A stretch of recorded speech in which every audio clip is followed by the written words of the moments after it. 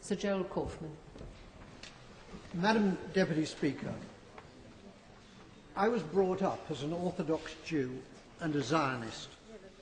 On a shelf in our kitchen was a tin box of the Jewish National Fund, into which we put coins to help the pioneers building a Jewish presence in Palestine.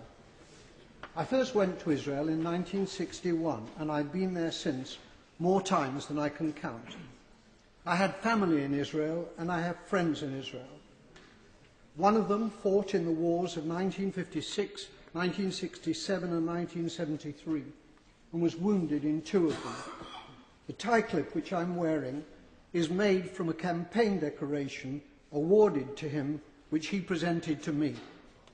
I've known most of the prime ministers of Israel, starting with the founding prime minister, David Ben-Gurion.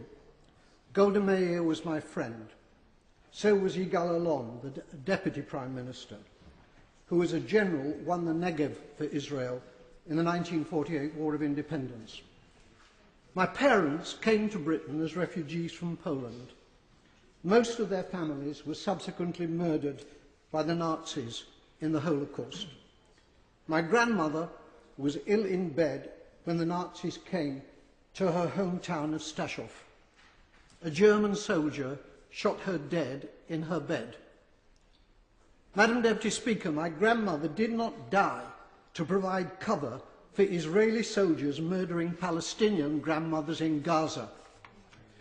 The present Israeli government ruthlessly and cynically exploit the continuing guilt among Gentiles over the slaughter of Jews in the Holocaust as justification for their murder of Palestinians. The implication is that Jewish lives are precious, but the lives of Palestinians do not count. On Sky News a few days ago, the spokeswoman for the Israeli army, Major Leibovich, was asked about the Israeli killing of, at that time, 800 Palestinians. The total is now 1,000. She replied instantly, 500 of them were militants. That was the reply of a Nazi. I suppose that Jews fighting for their lives in the Warsaw Ghetto could have been dismissed as militants. The Israeli Foreign Minister, Tzipi Livni, asserts that her government will have no dealings with Hamas because they're terrorists. Tzipi Livni's father was Eitan Livni, Chief Operations Officer of the terrorist Irgun Tzvai Leumi, who organised the blowing up of the King David Hotel in Jerusalem, in which 91 victims were killed, including 4 Jews. Israel was born out of Jewish terrorism. Jewish terrorists hanged 2 British sergeants and booby-trapped their corpses. Irgun, together with the terrorist Stern Gang, massacred 254 Palestinians in 1948 in the village of Deir Yassin. Today, the present Israeli government indicate that they will be willing, in circumstances acceptable to them, to negotiate with the Palestinian President, Abbas, of Fatah. It's too late for that, Madam Deputy Speaker. They could have negotiated with Fatah's previous leader, Yasser Arafat, who was a friend of mine. Instead, they besieged him in a bunker in Ramallah, where I visited him. It's because of the failings of Fatah since Arafat's death that Hamas won the election, the Palestinian election in 2006. Hamas is a deeply nasty organisation, but it was democratically elected, and it is the only game in town. The boycotting of Hamas, including by our own government, has been a culpable error from which dreadful consequences have followed.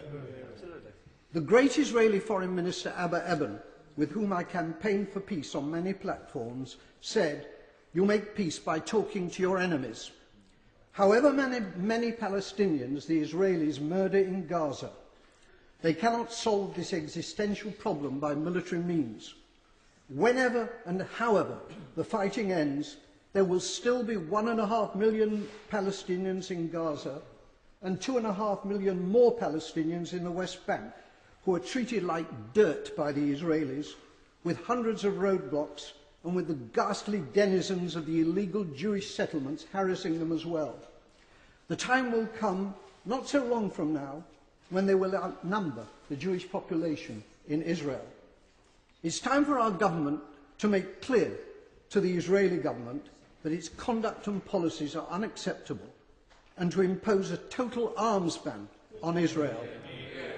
It is time for peace, but real peace, not the solution by conquest, which is the Israelis' real goal, but which is impossible for them to achieve. They're not simply war criminals, they're fools.